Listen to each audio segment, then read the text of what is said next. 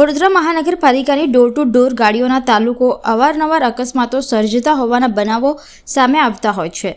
આ વાહન ચાલકોએ ભૂતકાળની અંદર અકસ્માત સર્જી નિર્દોષોના જીવ પણ લીધા છે। તેમ છતાં પાલિકા તંત્ર કે ટ્રાફિક પોલીસ બૂથપાટ લેતું નથી। એક તરફ ગાંધીના ગુજરાતમાં દારૂબંધી છે, તેમ છતાં આવા ચાલકો દારૂ પીને વાહન હંકારી નિર્દોષોના જીવ સાથે રમત રમે છે।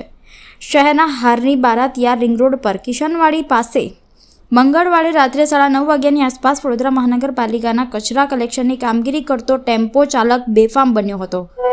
મુન્ના ભૂરાભાઈ મેડા હાલ રહે ગાજરાવાડી મૂળ MP આ ચાલકે દારૂ પીધો હતો અને પૂરપાટ ઝડપે ડોર ટુ ડોર કલેક્શનનું વાહન ચલાવ્યું હતું। રસ્તાની સાઈડમાં ઊભેલા ટેમ્પોને વાહન અથાડ્યું હતું, જે અકસ્માતમાં ટેમ્પોમાં બેસેલા તેમજ સાઈડમાં ઊભી રહેલ 3 વ્યક્તિ ઇજાગ્રસ્ત થઈ હતી। ઘટનાના પગલે આસપાસના લોકો દોડી આવ્યા હતા તથા ઇજાગ્રસ્તોને સારવાર અર્થે દવાખાને મોકલી આપ્યા હતા। અકસ્માતની ઘટના CCTVમાં કેદ થઈ છે। પાણીગેટ પોલીસે ઘટના સ્થળે આવી ટેમ્પો ચાલક આરોપી મુન્ના મેડાની દારૂ પીધેલી હાલતમાં ધરપકડ કરી હતી। તેની ગાડીમાં પણ દેશી દારૂની પોટલી મળી આવી હતી, જેના પગલે પાણીગેટ પોલીસે આરોપી સામે પ્રોહિબિશનનો ગુનો દાખલ કરી આ મામલે વધુ તપાસ શરૂ કરી છે।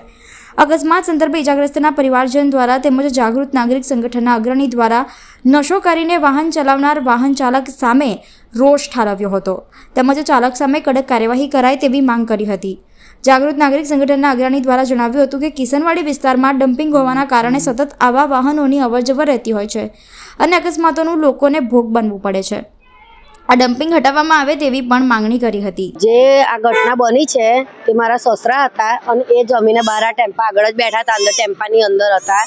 તો એકદમથી આ કચરાની ગાડી આવી અને એકદમથી એમને 3 જણ બેઠા હતા ટેમ્પામાં। તો એક જણને પગમાં વાગ્યું છે મારા સસરાને, એક જણને છાતીમાં ઈજા થઈ છે અને એકને હાથમાં ઈજા થઈ છે અને ફૂલ પીધેલી હાલતમાં એ લોકો હતા।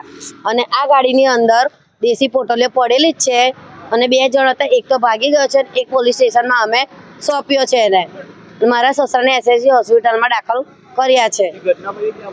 જે ઘટના બની કિશનવાડી 4 રસ્તા સોની ફળ્યું। કેટલા લોકોને વાગ્યું? 3 લોકોને ઈજા થઈ છે। તો નાની મોટી ઈજા છે કે ગંભીર? ના, ગંભીર ઈજા થઈ છે। 2 જણને ગંભીર ઈજા છે અને એકને નોર્મલ થયું છે હાથમાં અને 2ને ગંભીર ઈજા છે। ક્યાં ગાડી હતી? કઈ ગાડી હતી? એ આ જે ગાડી છે કચરાની ગાડી છે, કોર્પોરેશનની છે। તો મેં એવું જ કહેવા માંગુ છું કે જે મોટાને ઘટના થઈ છે એની જગ્યાએ નાના જણ હોત તો શું હાલત થતી। એટલે હું એ જ કહેવા માંગુ છું કે એમનું લાયસન્સ રદ કરવાનું છે, કારણ કે પીધેલી હાલતમાં ફૂલ હતા, બરાબર? એટલે એ ઘટના બીજી વાર બનવી જોઈએ નહીં। કોર્પોરેશનને એટલી મારી વિનંતી છે। આપનો પરિચય? વસાવા રંજન ભાવેશ। આ ઘટના એવી છે કે આપણે ગધરા માર્કેટની 4 રસ્તા પાસે બાજુમાં સોની ફળિયું આવેલું છે, ત્યાં આગળ રોડ પર જે બેફામ છે ડ્રિંક એન્ડ ડ્રાઈવ એટલે શું છે, એક શબ્દ બનાવવામાં આવે છે કે ડ્રિંક એન્ડ ડ્રાઈવ, બાકી બધા ધોઈ પી ગયા છે, આને કોઈ કશું માનતા નથી।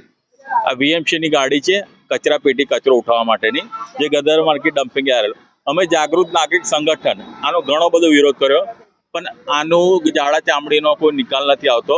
તો આજે ઘટના એવી બની છે કે સોની ફળિયાની અંદર એક્સિડન્ટ થયું છે, એમાં 2 થી 3 જણને ઈજા થઈ છે, એ અત્યારે દવાખાને ગયા છે। હવે આની જગ્યાએ નાના છોકરા હોત તો પરિસ્થિતિ એવી થાત કે એમનો કોઈ બચવાનો સંભવ ના થાત। આજે 3 જણને એક્સિડન્ટ કર્યા છે અને એ પણ ડ્રિંક ડ્રાઈવ, અંદર પોટલી પણ પડેલી છે, ચાકણું પણ પડેલું છે। હવે આ જે ડ્રાઈવરો લાવવામાં આવે છે, નથી એમના લાયસન્સ હોતા કે નથી એમના કાગળિયા હોતા, પણ જે ટ્રાફિકના નિયમમાં જોવા જાય તો જે આમ આદમી, જે સામાન્ય માણસ છે, એમના હેલ્મેટ ચેક કરવા, PUC ચેક કરવા, પણ આ બધી ગાડીઓનો શું છે કે ઝાડા ચામડીના ઉપર સુધીના ભરણ પહોંચતા હોય છે આ લોકોના। આજે એક્સિડન્ટો ઘણી બધી જગ્યાએ થાય છે, અહીં પહેલું નથી થયું। આ VMC ની જે ડોર ટુ ડોરની ગાડી પહેલું એક્સિડન્ટ નથી, ઘણા બધા એક્સિડન્ટ થાય, પણ આજે આ જે ઘટના બની છે, આ બીજી વખત આવી ઘટનાઓ ના બને એનું ખાસ ધ્યાન રાખવામાં આવે એવી અમારી અપેક્ષા છે। આપની માંગણી શું રહેશે કે આગળ? અમારી માંગણી એવી છે કે આ જે ડોર ટુ ડોરની ગાડીઓ હોય છે એમાં ખાસ કરી ચેકિંગ કરવામાં આવે કે એમના લાયસન્સો છે, એમના કાગળિયા છે, ડોક્યુમેન્ટ, અને જે સ્થિતિ છે કે આટલા ટાઈમથી આટલા ટાઈમ દિવસ દરમિયાન આ કામગીરી કરવામાં આવે। હવે અત્યારે વાગ્યા છે 9 થી 10, 12 વાગી ગયા અને એ દરમિયાન આ ગાડીઓ ડોર ટુ ડોર અત્યારે પીધેલી હાલતમાં ફરતા હોય છે, એ વ્યવસ્થા સારી નથી। અને ગાડીઓ નંબર પ્લેટ નહીં હોતી કે બેફામ રીતે અનલોડ ગાડી ચાલે છે, લોડિંગ ગાડીઓ ચાલે છે? હા, એ જે લોડિંગ ગાડીઓ ચાલે છે, બેફામ ચાલે છે, એમની નંબર પ્લેટ નથી હોતી, પણ આમાં શું છે કે આ લોકોને પોષણ આપવામાં આવે છે, એટલે આ બધા જે કોન્ટ્રાક્ટના જે જાડી ચામડીના લોકો હોય છે એનું ભરણ ઉપર સુધી જતું હોય છે, એના લીધે આ લોકોને પરમિશન મળતી હોય છે। અમારી માંગણી એવી છે કે જે ગધેરા માર્કેટનો ડમ્પિંગ યાર્ડ છે એના લીધે આ ઘડી કચરો ખાલી કરવા આવે, લઈ જાય ખાલી કરવા, એના લીધે આ ઘટનાઓ બનતી હોય છે।